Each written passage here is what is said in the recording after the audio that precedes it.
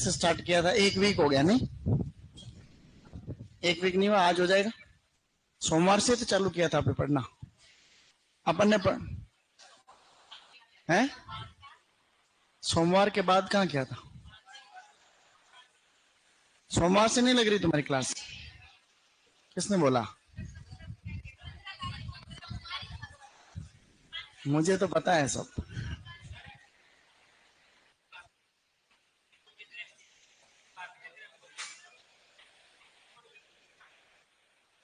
नहीं नहीं, ऐसा बैकवर्ड उसमें नहीं, उसमें एक ही बार करते हैं बस, उसमें 2 बार नहीं करते। बैकवर्ड उसको कुछ भी नहीं कहते, खाली पूरे प्लांट को ही कट करते हैं उसमें।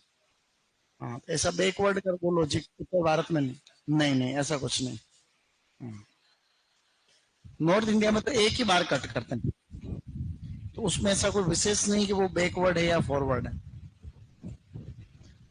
अब सुनो, कल हमने एक टॉपिक स्टार्ट किया था, आफलन।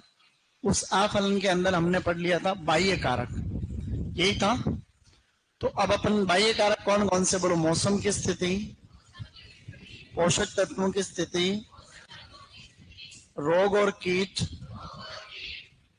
ट्रेनिंग प्रोनिंग, सिंचाई, अनुपयुक्त भूमि, ये सब बाह्य कारक है।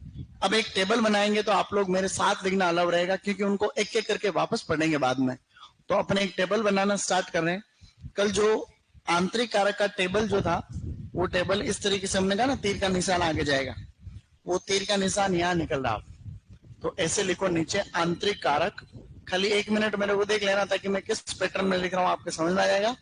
और आंतरिक कारकों की एक टेबल बनाएंगे, क्योंकि कभी कभी सीधा ही प्रश्न आ जाता है कि आंतरिक कौन सा, ये मैंने आंतरिक कैसे लिखा। तुम्हें शब्द शुद्धि आती है क्या हिंदी वाले? कुछ नहीं आती, बोलने वाले थे तुम लोग, अब सही है। अब है आंतरिक कारक यानी इंटरनल फैक्टर्स। आंतरिक कारक यानी पौधे के अंदर ही कुछ ऐसी समस्या होती है जिनकी वजह से फलन में दिक्कत आती है। 3 प्रकार के आंतरिक कारकों को हमने बांट रखा है। नंबर 1 इज आनुवंशिक कारक। कौन से हैं? हाँ, एक तो है आनुवंशिक कारक, इसके अलावा दूसरे वाले को बोलते हैं दैहिक कारक। क्या बोलते हैं? हाँ, तो दूसरा है दैहिक, या फिर उसको कायिक भी बोल सकते हैं। दैहिक को हम लोग बोलते हैं कायिक कारक, तो दैहिक या फिर कायिक कारक। और तीसरा है पौधे की विकासीय प्रवृत्ति, तो अभी अपन यहाँ पे लिखेंगे विकासीय प्रवृत्ति। इनकी अंग्रेजी भी याद करने की कोशिश करना तो ज्यादा बढ़िया रहेगा। विकासीय प्रवृत्ति। तो आंतरिक कारकों को कितने भागों में बांटा हुआ है? 3। अब आप लोग लिखना चालू कर सकते हो, तो क्योंकि एक टेबल बनाएंगे, फिर इन्हीं सभी कारकों को एक एक करके वापस पढ़ेंगे अपन। तो एक टेबल बना लो, उस टेबल से काम हो जाए, क्या पता सुपरवाइजर 2026। इनकी अंग्रेजी लिख रहा हूं। आनुवंशिक को बोलते हैं जेनेटिक कारक, जेनेटिक फैक्टर्स, जेनेटिक फैक्टर्स। जबकि इनको बोलते हैं physiological factors, physiological, physiological factors. और इसको बोलते हैं evolutionary tendencies, evolutionary, evolutionary tendencies, evolutionary tendencies, evolutionary tendencies. ठीक है, तो 3 प्रकार के ये जो है कारक होते हैं आंतरिक कारक। इनमें अपने को अब बनाना है लिस्ट कि कौन कौन से होते हैं। तो ये जो है ये इस वापस 3 प्रकार के आनुवंशिक कारक वापस 3 प्रकार के हैं। इजी गोइंग लिखना आराम से। पहला लिखो असंगतता, जिसकी अंग्रेजी होती है इनकम्पेटिबिलिटी, कंपेटिबिलिटी। पहला है इनकम्पेटिबिलिटी। इजी गोइंग लिखना। कोई शब्द नहीं दिखे, समझ नहीं आया तो हाथ खड़ा करना, मैं रिपीट करूंगा इसको।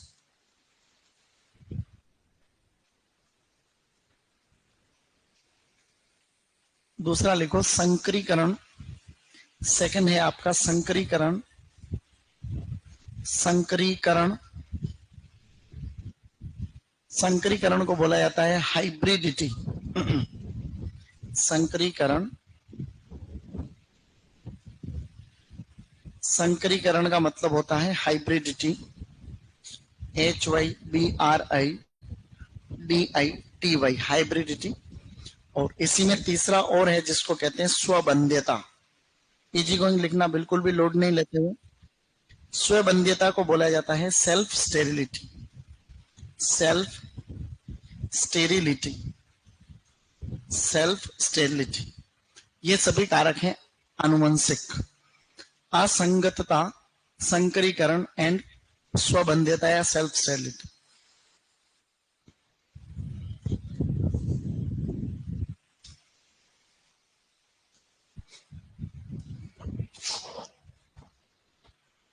ये लिखने कारक आनुवंशिक में लिखो।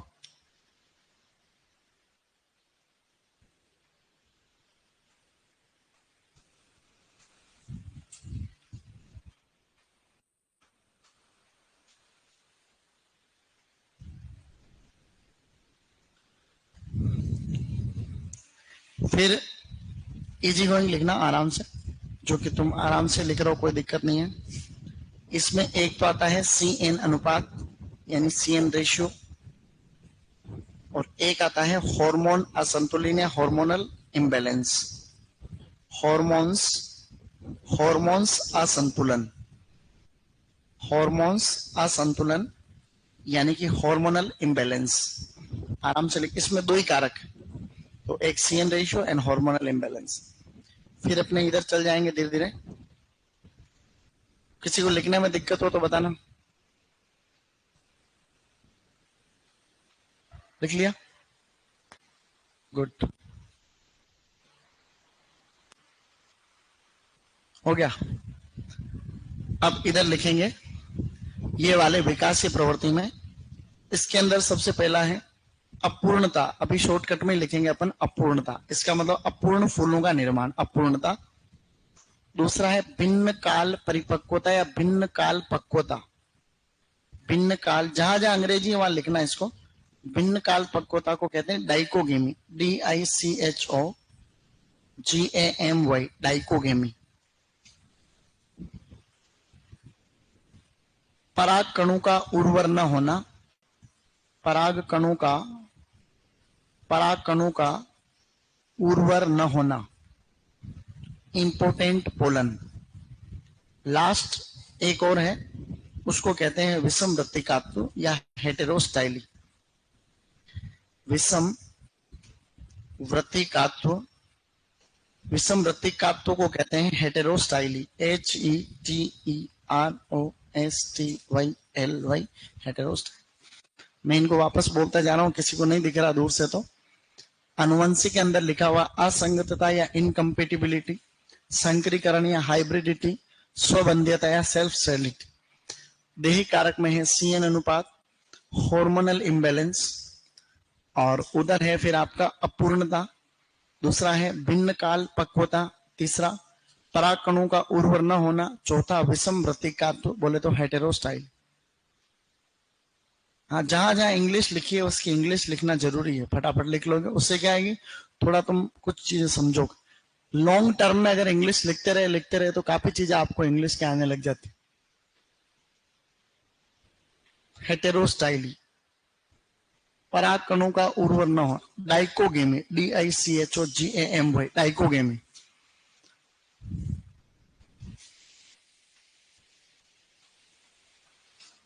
रिटर्न शाबाश। और चतुर्थ श्रेणी का पेपर कौन गया देने? वापस आ गए क्या? वापस आ गए? कौन कौन देखा है? कैसा हुआ पेपर? मस्त हो? पेपर दिया नहीं होगा, अंग्रेजी आती है ना उसमें, तो फिर मैंने कहा ना अंग्रेजी में बताता हूँ, उसका फायदा मिलता है। अंग्रेजी बहुत सरल आती है ऐसे एग्जाम जब भी होते हैं। अगर आपको प्रेजेंट सिंपल टेंस आता है तो भी आपके क्वेश्चन सही होने के चांस रहते हैं। खाली प्रेजेंट सिंपल टेंस। टेंस कितने होते हैं? 3 होते हैं क्या? कौन कौन सा होता है? प्रेजेंट, पास्ट और फ्यूचर होते हैं। उसमें प्रेजेंट टेंस वापस 4, कौन कौन सा?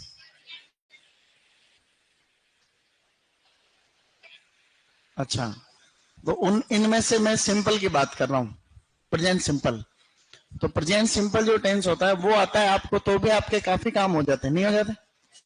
खाली प्रेजेंट सिंपल टेंस से आपको आधी अंग्रेजी आ जाती है लगभग लगभग। आप रोज जो भी काम करते हो ना, रोज उठने से लेकर के सोने तक, वो सारे प्रेजेंट सिंपल है।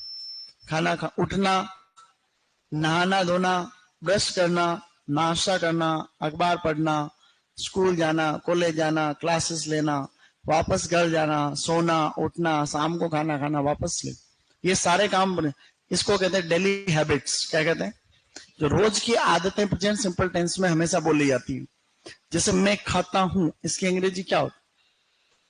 आई ईट। खाली क्या होती है? आई ईट। मैं अखबार पढ़ता हूं, तो आई रीड न्यूज़पेपर।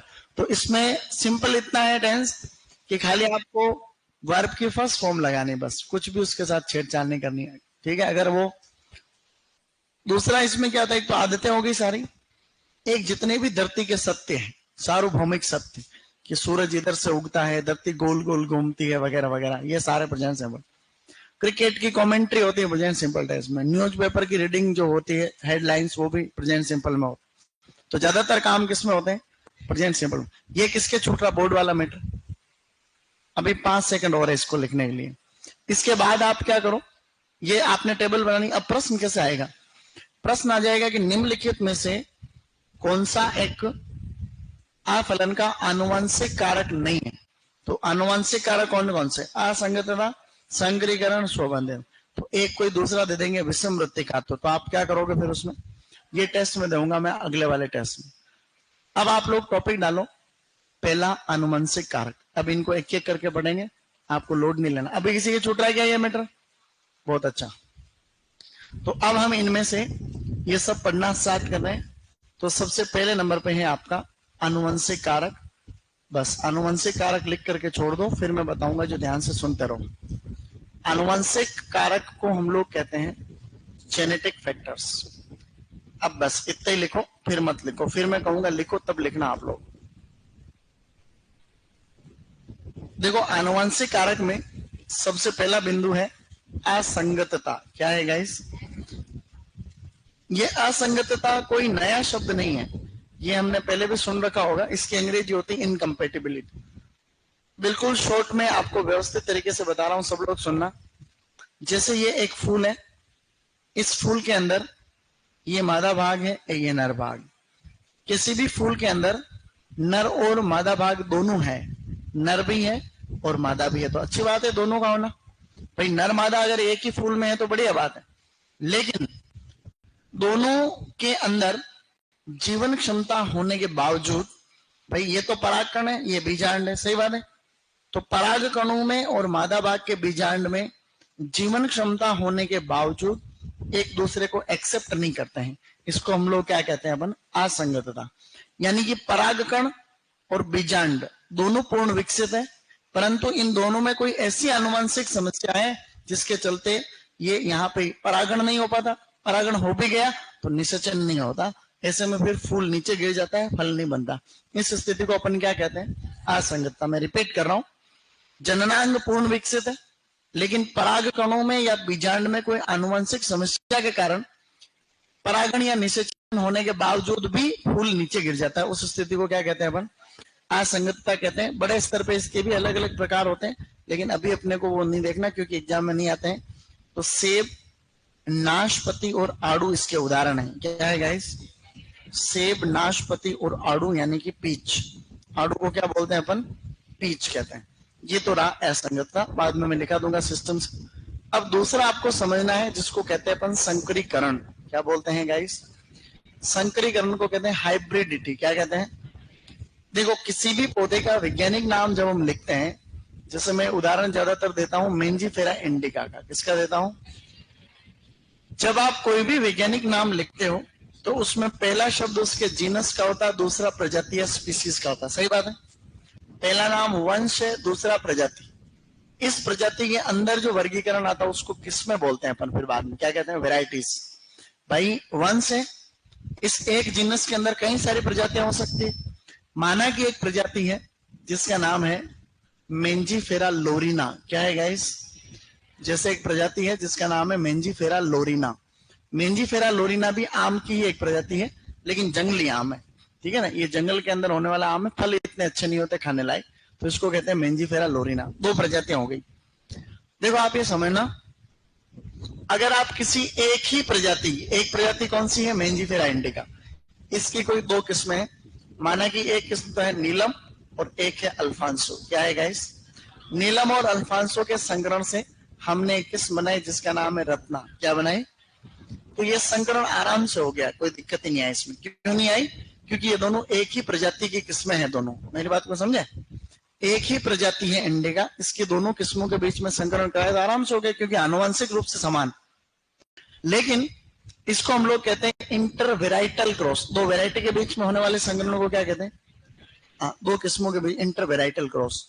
अब आप संकरण कराओ मेंजिफेरा इंडिका का किसके साथ में, मेंजिफेरा लोरिना का साथ में, तो क्या इनके अंदर आनुवंशिक दूरी बढ़ रही है? अरे भाई आनुवंशिक दूरी तो बढ़ रही भाई, एक तो ये प्रजाति अलग है और ये प्रजाति ही अलग है, तो दोनों नाम अलग अलग क्यों है, क्योंकि ये है ही अलग अलग। तो अब जब इन दोनों के अंदर आनुवंशिक दूरी बढ़ती है तो ऐसे में संकरण के फेल होने के चांस धीरे धीरे बढ़ने लग जाते। भाई दोनों में भिन्नता है तो अब संकरण सफल होगा या नहीं होगा इस बात की गारंटी कम हो जाती है। तो इसकी कोई वैरायटी है एक्स और हमने इसकी कोई वैरायटी ले ली रत्ना, इन दोनों के बीच में क्रॉस कराया तो वो फेल भी हो सकता है और वो क्या हो सकता है, आपका पास भी हो सकता है। इसको बोलते हैं इंटरस्पेसिफिक हाइब्रिड। क्या कहते हैं, दो वेराइटी के बीच में इंटरवेराइटल, दो स्पीसीज के बीच में इंटरस्पेसिफिक।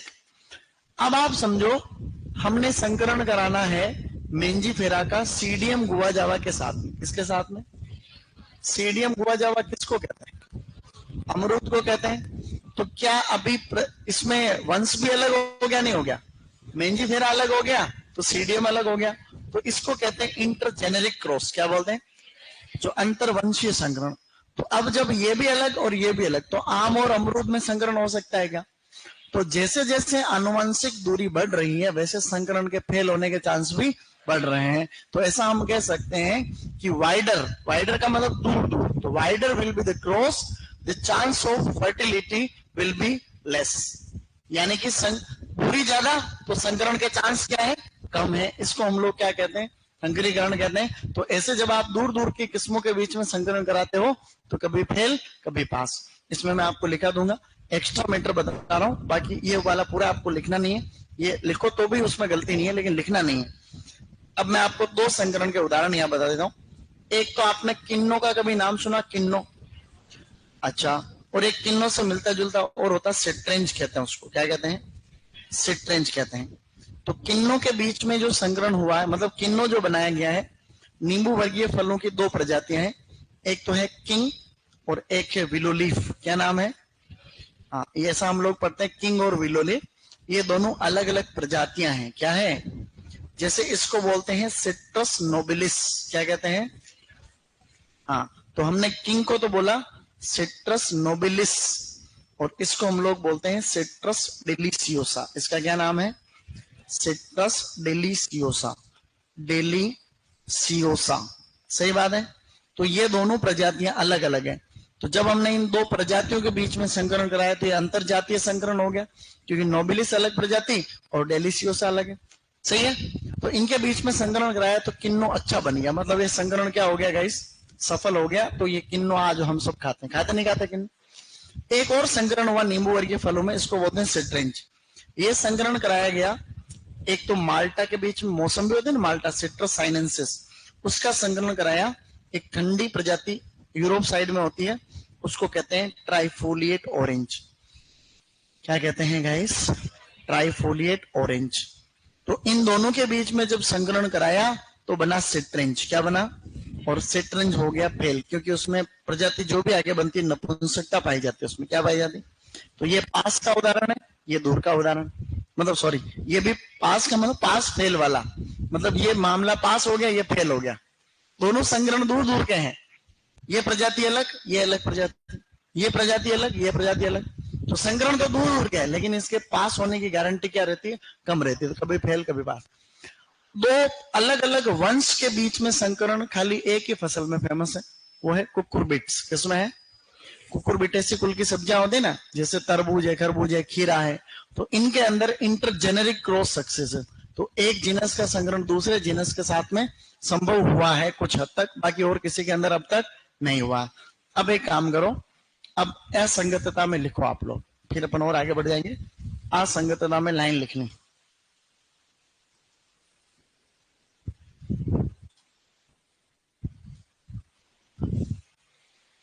ऑनलाइन वालों को कोई दिक्कत आ रही क्या बेटा?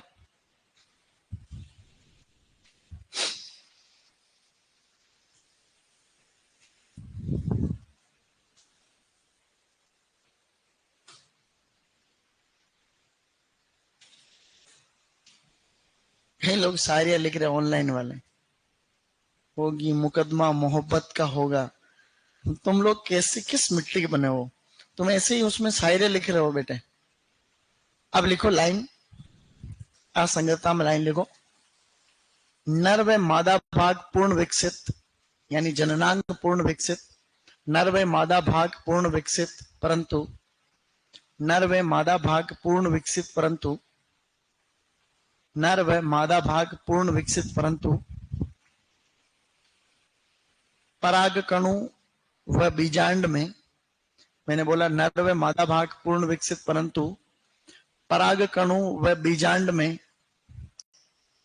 परागकणु व बीजांड में आनुवंशिक विसंगति के कारण, मैंने बोला नर व मादा भाग पूर्ण विकसित परंतु परागकणु व बीजांड में आनुवंशिक विसंगति के कारण, आनुवंशिक विसंगति के कारण, आनुवंशिक विसंगति के कारण फूल परागित होने के बावजूद नष्ट हो जाता है। आनुवंशिक विसंगति के कारण फूल परागित होने के बावजूद नष्ट हो जाता है। आनुवंशिक विसंगति के कारण फूल परागित होने के बावजूद नष्ट हो जाता है। ठीक है, यानी कि परागण हो भी जाए तो भी वो नष्ट हो जाता है। मैंने बोला नर व मादा भाग पूर्ण विकसित परंतु आनुवंशिक विसंगति के कारण फूल परागित होने के बावजूद नष्ट हो जाता है। उदाहरण लिखो, सेब नाशपाती आड़ू। राइट एग्जांपल्स, सेब नाशपाती आड़ू, सेब नाशपाती आड़ू। एग्जांपल्स आर सेब नाशपाती आड़ू। आड़ू मतलब peach, PEACH, peach. Prunus persica बोलते हैं उसको। अब लिखो संकरीकरण। तुम इतने पीछे कैसे रह गए? ये पीछे कैसे रहे? धीरे लिखता हूँ। अच्छा, नहीं, अगर अगर तुम खुद लिखते मेरी बात सुन के तो जल्दी लिख लेते। मैंने कम से कम 7 बार बोला। डन। संकरीकरण में लाइन लिखो। 12वीं की किताब बिल्कुल सिंपल लाइन मिक्स करके लिखा रहा हूं। संकरण के दौरान, संकरण के दौरान, संकरीकरण में लिखना है संकरण के दौरान, संकरण के दौरान आनुवंशिक दूरी बढ़ने से, संकरण के दौरान आनुवंशिक दूरी बढ़ने से, संकरण के दौरान आनुवंशिक दूरी बढ़ने से गुणसूत्रों के असमान विभाजन के कारण अफलन।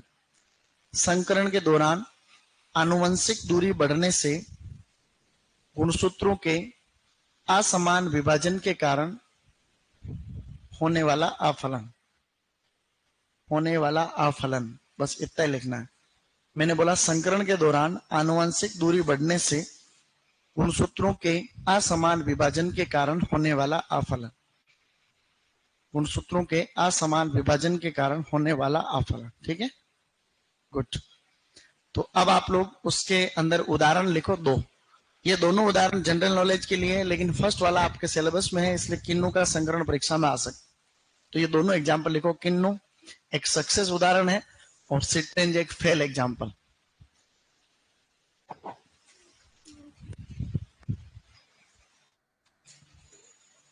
किन्नू में है king into willow leaf, citrus nobilis into citrus डिलीशियोसा।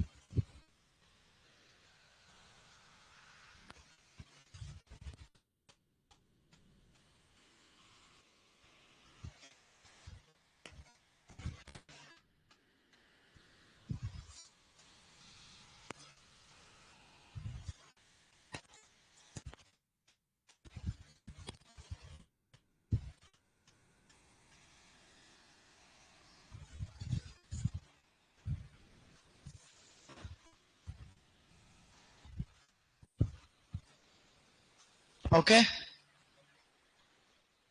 Seat orange में लिखो माल्टा, स्वीट ऑरेंज को कहते हैं सिट्रोसाइनेंसिस इनटू ट्राइफोलिएट ऑरेंज। बहुत बढ़िया।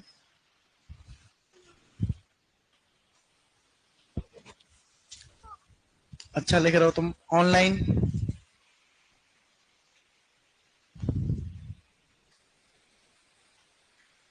संकरीकरण में मैंने यूं बोला था कि अगर दो प्रजातियों के बीच में यानी दो वैरायटी के बीच में आप क्रॉस करा रहे हो और उनके बीच में आनुवंशिक दूरी ज्यादा बढ़ रही है तो इसका मतलब संकरण के फेल होने के चांस भी बढ़ रहे, यूं कहना चाह रहा हूं। तो आनुवंशिक दूरी ज्यादा, इसका मतलब फेल होने के चांस भी ज्यादा। गुड। अब किसी का छूटा थोड़ी बेटा। गुड। अब सुनो तीसरे नंबर पे, पहले ध्यान से सुनना, मैं जब कोई चीज लिखाऊं तब लिखना। तीसरा जो पॉइंट है वो है स्वबंध्यता। क्या है गाइस? स्वबंध्यता। अब स्वबंध्यता वैसे होने को कुछ भी नहीं है। स्वबंध्यता का सीधा मतलब यह है कि जैसे ये कोई भी ए किस्म है, ये कोई भी बी वेराइटी, दो अलग अलग किस्में हैं, ठीक है, समझना खाली ओनली। ये कोई एक किस्म के दो पौधे दिख रहे हैं अपने को और ये कोई दूसरी किस्म का पौधा है। इसके ऊपर भी ये एक फूल आ रहा है और इसके ऊपर भी ये एक फूल आ रहा है, ठीक है, ये, और इसके ऊपर भी ये कोई फूल आ रहा है। खाली अंडरस्टैंडिंग के लिए बता रहा हूं। अब यहां पर ये जो परागकण है, किसी एक पौधे के परागकण, उनमें जीवन क्षमता है, यानी किसी मादा को निषेचित करने की क्षमता उसमें है। उसके बावजूद वो उसी फूल के मादा भाग को निषेचित नहीं कर सकता और उसी किस्म के किसी दूसरे पौधे के मादा भाग को भी निषेचित नहीं कर सकता। यानी वो परागकण उसी किस्म के अंदर काम नहीं कर रहे, लेकिन किसी दूसरी किस्म में जाएंगे तो वो क्या करेंगे? काम करेंगे। इसको कहते हैं स्वबंध्यता।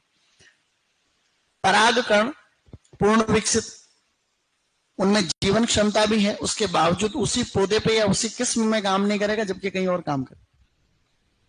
माना कि तुम्हारी शादी हो गई, तुम्हारी लुगाई कई दिनों से कह रही पंखा ठीक कर दो, पंखा ठीक कर दो, पंखा ठीक कर दो। कर दूंगा, ठीक है। तब तक पड़ोसन का फोन आया, थोड़ा थोड़ा हमारे पंखा देख, तब तक उधर जाके ठीक कर रहा हो तुम। खाली कहा तब तक तो उधर। तुम्हारी मम्मी कई दिनों से कह रही कि भाई चल जिमने चलेंगे, आज नृत्य है, मेरे को जिमा ले आना, तो तुम मना कर रहे हो उसको। नहीं मम्मी कुछ नहीं, जिमने हिमने में क्या है। तब तो कोई पड़ोसन बोले जिमने के चल। मतलब तुम अपने घर पे काम नहीं करना चाह रहे हो, लेकिन कहीं और क्या करना चाह रहे हो। तो ये इस तरीके से, इसको अब लाइन लिख लो, इसी को आप एक लाइन में सेट कर लो कि एक ही, हाँ,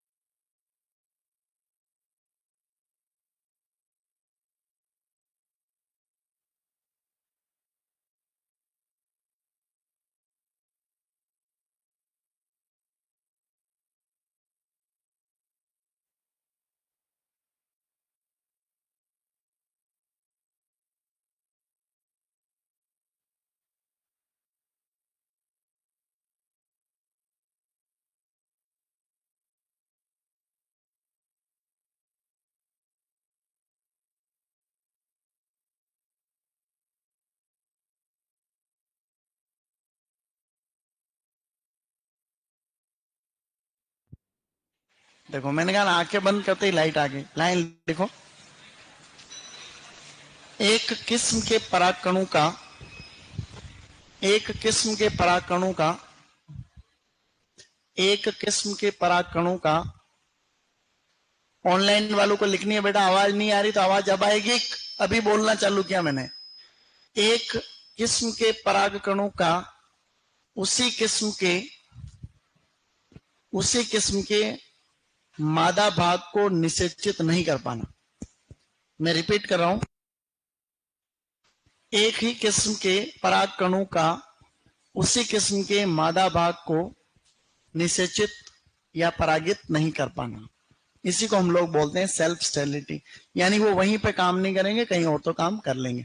यानी कि अगर आप ऐसे केस में करते क्या है, फिर ऐसे केस में फिर बगीचा ऐसा लगाते हैं, एक बगीचे में 2 किस्में लगाई जाती, तो एक किस्म के तो ज्यादातर रहते हैं प्लांट, और दूसरी किस्म के 5%, 10% बीच बीच में दूसरी किस्म लगा देते हैं, तो इसके परागकण उधर और उनके परागकण इधर, तो आपस में परागकण काम कर लेते हैं। ऑनलाइन को आवाज आ रही है? Online, hello. अब आगे बढ़ते हैं। अब दूसरा लिखो दैहिक कारक या कायिक कारक। सेकंड नंबर पे लिखो। आवाज नहीं आ रही है? टीवी तो चल जाएगी, ऑनलाइन वालों को आ रही आवाज। टीवी तो बटन दबाना रहता है, इधर एक चल गया क्या? दबाया था ना बटन।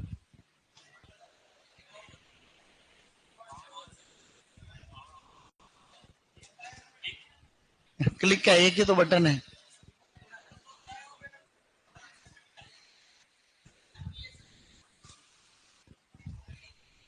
उधर देख लो, अभी तो देखो उधर। वाह, अभी चलेगा थोड़ी देर में। सुनो, अभी लिखो दैहिक कारक। बाकी सब तो चल रहे हैं, वो भी नहीं चल रहे, तो तुम उठ के बटन दबा दो ना भाई एक। ये तो चल रहा है कुछ, ये तो चल रही है। हाँ भाई, धीरे बटन दबाना रे बटन। हाँ, वो चल रही, बटन दबाओ नीचे से।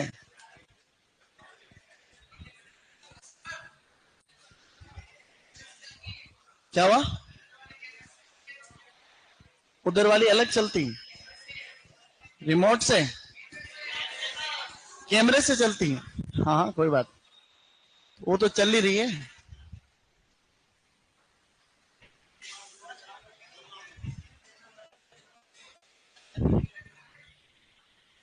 अभी वो तो चल रही है, उधर देख लेना। अभी तो कुछ परिवर्तन हुआ इसमें? अब चलेगी, अब चल गई देखो, अभी आएगा इसमें।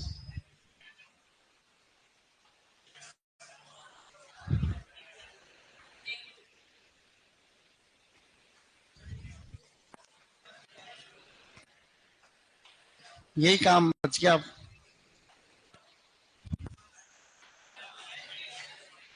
नेटफ्लिक्स चल रहा है इस पर,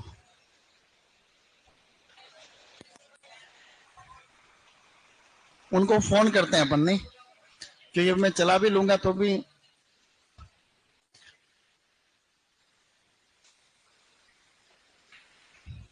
इसका क्या नाम है भाई का?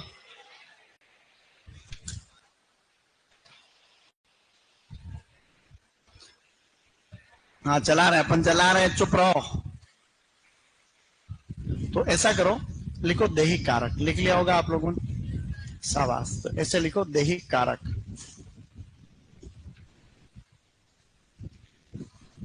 दैहिक कारक, दैहिक कारक में आपको पहला पॉइंट लिखना है। दूसरे कॉल में व्यस्त हो तो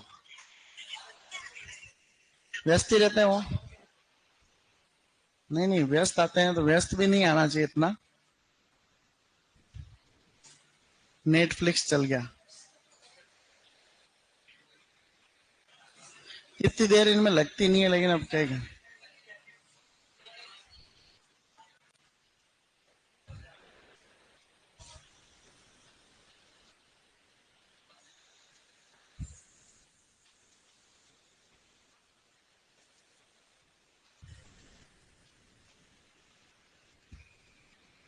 अब इसको चल जाना चाहिए था वैसे तो, है?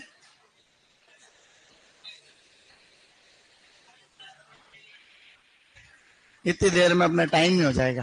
लो, मैं लिखा दूंगा, तुम्हारा टेंशन नहीं आएगी कोई, ठीक है? ऐसे सोचो दिमाग को कि एक ही बोर्ड है पूरी क्लास। तो इसमें पहला पॉइंट है आपका C N ratio, C N अनुपात। सी एन अनुपात जो है गाइस, इसका मतलब आप 1 मिनट के लिए समझे, ज्यादा कोई दिक्कत नहीं है। कल वैसे हमने थोड़ा ट्रेनिंग प्रूनिंग में पढ़ ही रखा कि पौधे में ज्यादा से ज्यादा फल आने के लिए कार्बोहाइड्रेट चाहिए। क्या चाहिए? कार्बोहाइड्रेट पौधे में जितना ज्यादा है उतने ही फल ज्यादा लगेंगे। तो अब मैं आपको अगर ऐसे समझाऊं कि सी एन यानी कार्बोहाइड्रेट नाइट्रोजन, तो अगर किसी पौधे में कार्बोहाइड्रेट की मात्रा है ज्यादा, कार्बोहाइड्रेट क्या है उसके अंदर ज्यादा, इसका मतलब फल भी क्या लगेंगे ज्यादा। तो कार्बोहाइड्रेट ज्यादा होगा तो फलन भी होगा ज्यादा। और नाइट्रोजन अगर किसी पौधे को अपन ज्यादा दे रहे हैं तो फल नहीं लगेंगे, खाली पौधे की वेजिटेटिव ग्रोथ होगी। तो अगर हम किसी पौधे में नाइट्रोजन दे रहे हैं ज्यादा, इसका मतलब पौधे की क्या होगी, वानस्पतिक वृद्धि होगी ज्यादा। और वानस्पतिक वृद्धि ज्यादा होगी तो कैसी स्थिति आएगी, अफलन वाली स्थिति आएगी ज्यादा। तो कहने का मतलब पौधे के अंदर क्या ज्यादा होना चाहिए, कार्बोहाइड्रेट। अगर इसको आपको कथन कारण में अनुपातिक रूप से पूछे तो मैं ऐसे लिख रहा हूं CN अनुपात। क्या लिख रहा हूं मैं, मैंने आपको एक बार एक चीज तो क्लियर बताई थी कि कोई भी अनुपात अगर अधिक है और कोई भी अनुपात अगर कम है, ऐसी चीज आपको एक बार बताई। अगर कोई भी अनुपात ज्यादा है इसका मतलब पहले नंबर पे लिखा हुआ वो ज्यादा है, ऐसी लाइन प्रबोधन वाले चैप्टर में बता रखी मैंने।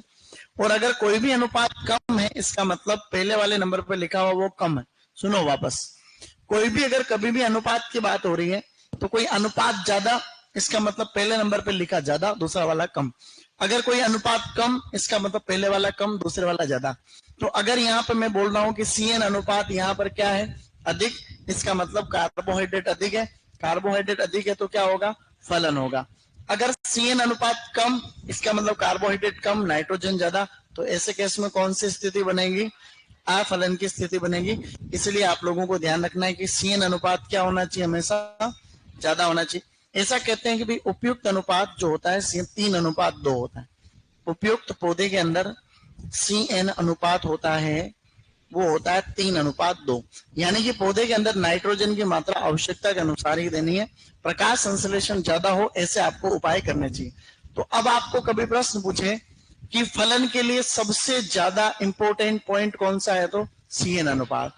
फलन के लिए सबसे आवश्यक चीज कौन सी है, तो कार्बोहाइड्रेट। ये प्रश्न पहले सुपरवाइजर के अंदर आया हुआ।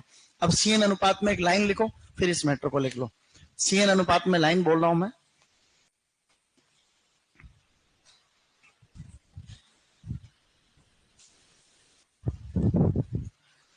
CN अनुपात में लाइन लिखो, अच्छे फलन हेतु, अच्छे फलन हेतु पौधे में, अच्छे फलन हेतु पौधे में कार्बोहाइड्रेट की अधिक मात्रा आवश्यक है।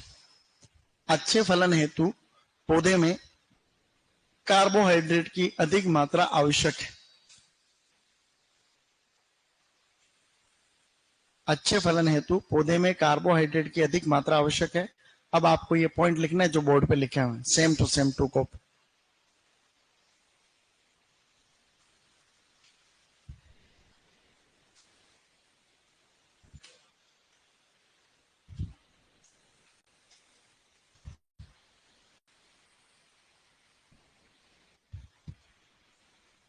वाह, अब ये नहीं चलेगा तो अभी रहने दो, कोई दिक्कत नहीं है, हो जाएगा धीरे धीरे ठीक।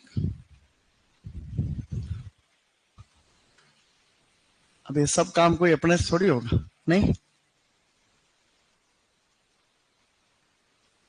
ये भी नहीं चल रहा।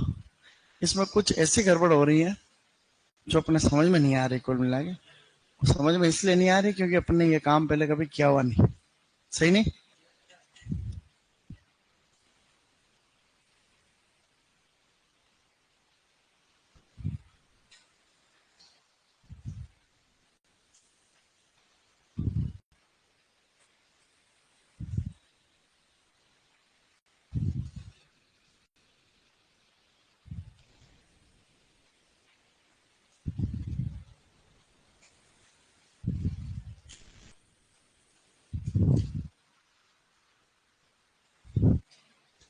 लिख लिया सेम टू सेम।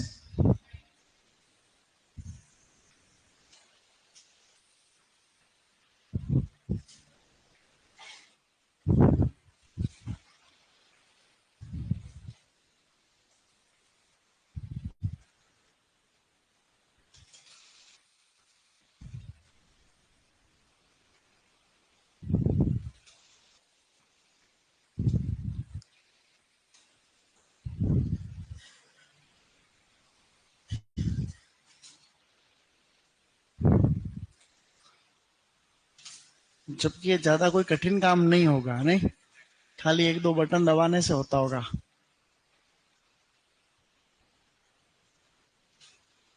लिख लिया होगा सबने? चलो आगे बढ़ो। नीचे लिखा हुआ है CN अनुपात 3:2। ऑनलाइन वालों को लिखना है।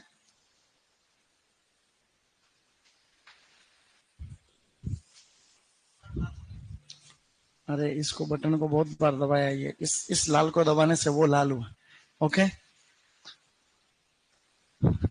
अपने से एक LED नहीं चल रही, बाकी सब तो ठीक नहीं।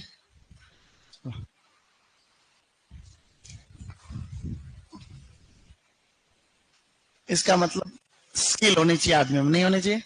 स्किल जरूरी है, किसी छोटी मोटी वस्तु को चलाने के लिए भी हल्की फुल्की एक बटन से काम हो जाता है, वहां अपन दबाते रहो कितने। ये किसी का छोटा हाथ खड़ा करो। तो कुल मिला के अच्छे फलन के लिए क्या चाहिए? कार्बोहाइड्रेट। अब दूसरा लिखो, हार्मोन असंतुलन। सेकंड पॉइंट लिखना है आपको, हार्मोन्स इम्बैलेंस या हार्मोन असंतुलन। असंतुलन। और हार्मोन असंतुलन में आपको कुछ भी नहीं लिखना है, खाली उसको ऐसे ही डैश छोड़ देना, क्योंकि इसके जस्ट आगे वाला टॉपिक अपन हार्मोन वाला ही पढ़ेंगे, तो हार्मोन को अपन बड़े स्तर पर पढ़ेंगे, ठीक है। तो हार्मोन असंतुलन का मतलब ये है कि पौधे के अंदर काफी सारे हार्मोन होते हैं, किसी एक की मात्रा बढ़ने घटने से पौधे में बहुत फर्क पड़ जाता है वृद्धि और विकास में। तो ये हम लोग इसके जस्ट आगे वाले पॉइंट में पूरा टॉपिक पढ़ेंगे, इसलिए अभी आपको इसमें कुछ भी लिखने की आवश्यकता नहीं। तीसरे वाला पॉइंट में चलो, और अब लिखो पौधे की विकासीय प्रवृत्ति। हमने अभी तक दो कारक पढ़ लिए, आंतरिक, आनुवंशिक और दैहिक, सही है। अब है विकासीय, पौधे की विकासीय प्रवृत्ति। ऐसे लिखो, पौधे की विकासीय प्रवृत्ति। पौधे की विकासीय प्रवृत्ति, इसकी अंग्रेजी अब लिखूंगा मैं, उस समय नहीं लिख पाया अपन। Evolutionary tendencies of plant. Evolutionary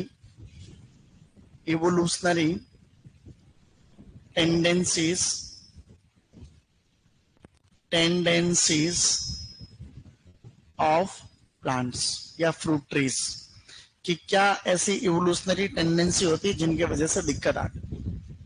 तो इनके अंदर पहला स्टार्ट करेंगे अपन, अपूर्ण फूलों का निर्माण। फर्स्ट इज अपूर्ण फूलों, अपूर्णता हमने बोला था ना, एक्चुअली वो है अपूर्ण फूलों का निर्माण। अपूर्ण फूलों का निर्माण। अब इसकी अंग्रेजी लिखूंगा सही वाली, अपूर्ण फूलों का निर्माण यानी फॉर्मेशन ऑफ डीजनरेटेड फ्लावर्स। ये 12वीं के पॉइंट है सारे, लेकिन अपन सिस्टम से लिख रहे हैं। फॉर्मेशन ऑफ डीजनरेटेड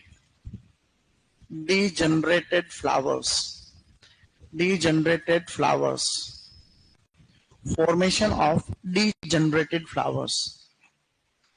ऐसे लिखो, formation of degenerated flowers.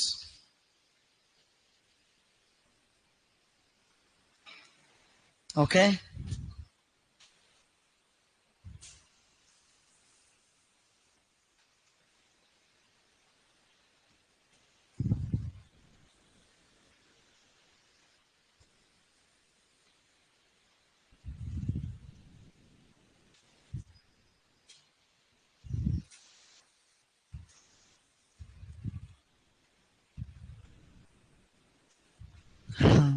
Online वाले कई बच्चे नाराज हो रहे हैं। एक लड़का नाराज हो रहा है कि सर आप बहुत बुरे सर हो, कि सर आप बहुत बुरे सर हो। दिलकुश गुजर बोल रहा है, सर आप बहुत बुरे सर हो।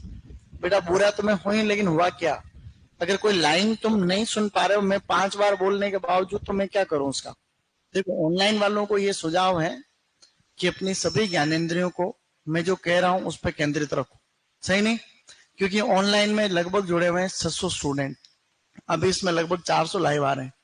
तो कभी 400-500 आते हैं तो कोई एक भी नहीं सुनता है ढंग से, तो मैं क्या कर सकता हूँ उसका, सही नहीं? जबकि मैं 3-4-5 बार रिपीट कर रहा हूँ उसको, तो तुम जब तक जबकि लेते हो तब तक अपन आगे चले जाते हैं। इसलिए आप लोगों को जगते रहो। मुझे पता होता है कि कौन सी लाइन छुट्टी हुई तो मैं वापस बोल देता, लेकिन वो तुम वीडियो को वापस देख लेना बाद में, ठीक है। अब इसमें अपूर्ण का मतलब क्या है? जो पूर्ण नहीं है वो है अपूर्ण, सही बात है। तो पूर्ण क्या है फिर? पूर्ण का मतलब ऐसा फूल जिसके अंदर नर और मादा दोनों है, इसका मतलब वो है पूर्ण। बात तो सही है। किसी एक फूल के अंदर नर भी है और उसी फूल के अंदर मादा भी है, इसका मतलब वो है पूर्ण। और नर और मादा अगर दोनों पास पास में रहते हैं तो फिर दिक्कत नहीं होती फलन में, फिर एक्चुअली परागण प्रॉपर हो सकता है, परागण होता है तो फिर फलन भी अच्छा होता है। नर और मादा के बीच में कहीं पर भी किसी भी प्रजाति में, इंसान, जानवर, पौधे, नर मादा के बीच में दूरी बढ़ते ही तकलीफ बढ़ती है। ये बात सच है कि नहीं? ये बात सच है। तो इसमें भी ऐसी दिक्कत है। क्या दिक्कत है मैं आपको बताता हूं। हम सब ये चाहते हैं कि नर और मादा एक ही फूल में हो, लेकिन क्या अपन चाहते हैं वो होता है कि हमेशा नहीं होता है। इसीलिए एक केस बन रहा है जिसमें ये एक प्लांट है, उस प्लांट के अंदर नर भाग तो चला गया है किसी एक शाखा के ऊपर और मादा भाग चला गया किसी दूसरी शाखा के ऊपर, अर्थात नर मादा के बीच में दूरी बढ़ी नहीं बढ़ी। अब नर मादा के बीच में दूरी बढ़ी तो तकलीफ भी बढ़ेगी। यहां तक तो फिर भी सहन करने लायक स्थिति, लेकिन अब ऐसा केस बना कि नर और मादा दोनों अलग अलग पौधे पे चले गए। दोस्तों अब क्या करें बताओ। ये नर इधर चला गया और ये मादा किधर चला गया, किसी अनदर प्लांट के ऊपर। अब नर मादा के बीच में दूरी है तो दिक्कत है ही है, तो परागण में दिक्कत आती है, इससे फिर आपलन की स्थिति बनती है। ऐसे पौधे को मोनोसियस पौधा कहा जाता है। क्या कहा जाता है? मोनोसियस पौधा। और ऐसे नीचे वाले को कहा जाता है डायोसियस। क्या कहते हैं इसको? तो ये केस दो प्रकार का है, मोनोसियस और डायोसियस। मोनोसियस में अगर अपन लाइन नहीं लिखेंगे तो सीधा ये फूल बना लेंगे कि एक ही पौधे पे नर व मादा का अलग अलग शाखाओं पे पाए जाने वाले प्लांट को कहते हैं मोनोसियस, और नर व मादा का अलग अलग पौधे पे पाया जाना डाई यानी दो। अब इनके उदाहरण हम याद रखेंगे। देखो कैसे याद रख सकते हैं एग्जाम्पल्स। एग्जाम्पल में सबसे पहले है कसावा। क्या है गाइस? कसावा को बोलते हैं टेपिओका। क्या कहते हैं? टेपिओका। Manihot esculenta. इससे बनते हैं साबुदाने। क्या बनते हैं? इससे साबुदाने बनाए जाते हैं। इसके अलावा कुकुरबिटेसी कुल की सब्जियों को बोलते हैं कुकुरबिट्स। क्या कहेंगे? कुकुरबिट्स हो गया। इसके अलावा है आंवला और इसके अलावा है नारियल। तो आंवला और नारियल ये भी कैसे प्लांट है? मोनोसियस प्लांट है। तो हल्का फुल्का अपन इनको ध्यान रखेंगे। डायोसियस प्लांट्स के अंदर फ्रूट में कौन कौन से फ्रूट आएंगे? पपीता और खजूर। तो पपीता और खजूर पौधे हैं डायोसियस, जिनमें नर मादा अलग अलग पौधे पे पाए जाते हैं। और सब्जियों के अंदर एक तो है परवल, जानते हो, और एक है टिंडोरी। परवल, टिंडोरी, और एक गांव में होता है किकोड़ा। You know किकोड़ा? तो वो याद नहीं रहेगा तो भी चलेगा, किकोड़ा स्पाइन गार्ड जिसको बोलते हैं। और एक है पालक। तो मोनोसियस का मतलब एक ही पौधे पर अलग अलग नर मादा दोनों का पाया जाना। डायोसियस का मतलब नर और मादा दोनों का अलग अलग पौधे पर पाया जाना। उदाहरण लिखे हुए, लिखो इसको। चल गई? वाह, इसको कहते हैं सिस्टम। कोई आदमी अगर अपनी यादाश्त खो जाता ना एक बार, तो उसको एक दो झटके देते हैं तो वापस नहीं होता। कभी कभी कितने इलाज करते हैं। जैसे कोई आदमी अपनी यादाश्त हो गया, कहीं कहीं मूवी नहीं देखी तुमने? कई फिल्में ऐसी होती है जिनमें उसका सारा इलाज करते हैं फिर भी यादाश्त नहीं आती। लास्ट में कोई गुस्से में आती लड़के उसको थप्पड़ लगाती है, तब उसके एक बार में सारी ज्ञानेंद्रिया वापस चालू। नहीं तो ऐसा है।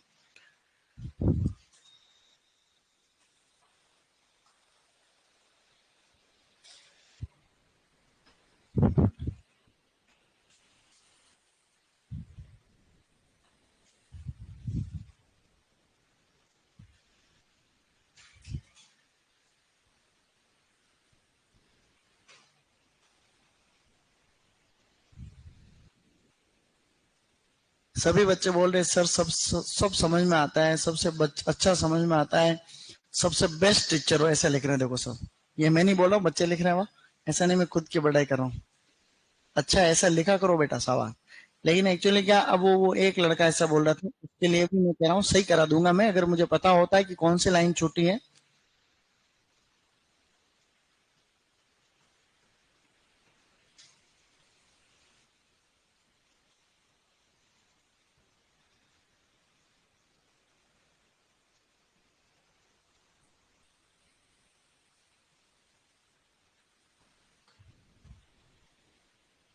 अपूर्ण फल निर्माण जो है ये पौधे की प्रकृति होती है।